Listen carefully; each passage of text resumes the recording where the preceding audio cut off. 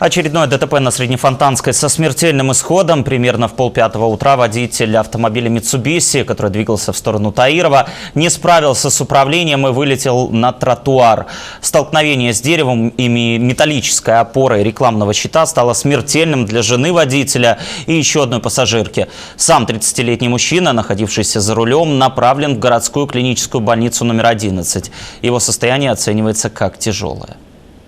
По предварительной информации допустимо, что действительно было превышение скоростного режима, в результате чего водитель не справился с управлением транспортным средством, произвел выезд за пределы проезжей части, и затем произошел наезд на препятствие, это столб рекламного щита и деревья. Как результат этого происшествия, две женщины, которые находились в салоне автомобиля, погибли.